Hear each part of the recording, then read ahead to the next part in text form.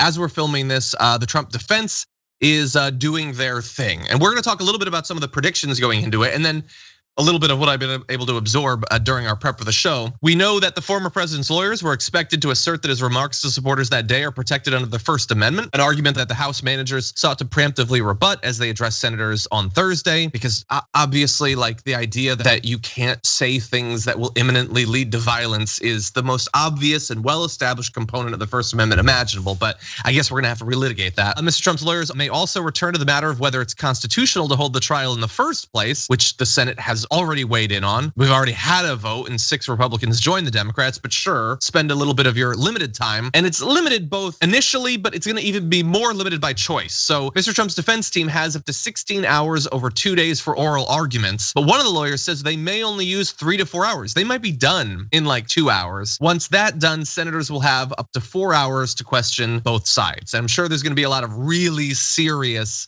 intellectually curious, incisive questions coming up, Brett.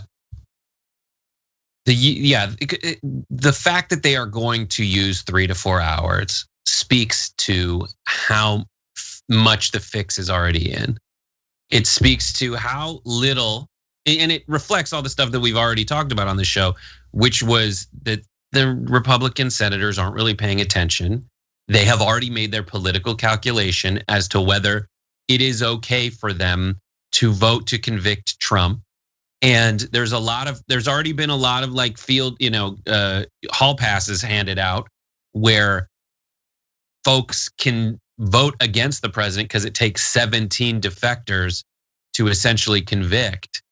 So it doesn't really matter. And they don't really have much to say. They are gonna go back to this First Amendment argument. It is kind of baked in to it is baked into their attempt to say, like, listen, we can say what we want to, Trump can say what he wants to say.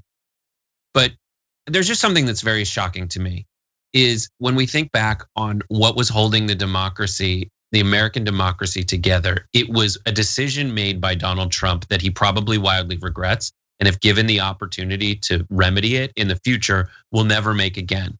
And it was to look around and be like, what establishment figure is crazy in all the ways I needed to be crazy, but establishment enough for me to kind of get the blessing that I'm not gonna get too crazy. And the answer was Mike Pence as vice president. And that was all that was really standing between us and all of this, right? Was Mike Pence was pretty crazy. I mean, crazy, like gay conversion therapy crazy, but not so crazy that he would like say, I'm gonna go along with Trump on this. And next time, if Trump is able to run again, willing to run again, hasn't died before that time from very, very natural causes that he is inflicting upon himself, especially now that I'm sure he's stress eating nonstop. But he will choose some lackey because he's proven he will choose some lackey. That's funny. He will choose some lackey who also will make the calculation that is being borne out right now, that the establishment of the party will go along with the winner, no matter what. And if the winner is Donald Trump, then they're gonna go along with it, because the kind of thing that scared Nixon into resigning, which is the norms you were talking about earlier, the fact that like, listen,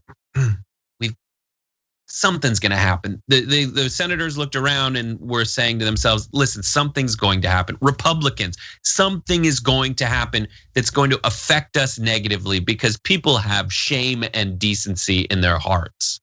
Yeah. Now the news cycle's so fast and it's so unmoored from every modicum of accountability that now the next time, unless we impeach him and don't let him go, and I know there's a backup move of the 14th Amendment, but essentially if this continues, then maybe he won't make that same mistake twice and we'll be back at this point, except there won't have been Mike Pence to say, no, I'm gonna certify these electoral results.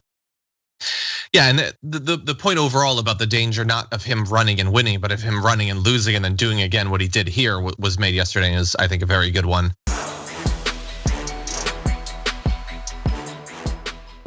For more political news breakdowns, interviews, stories of activism, and me trying my hardest to care about the occasional big celebrity news story, subscribe to our YouTube channel at youtube.com/The Damage Report. And you can ring the bell wherever it is so you don't miss anything.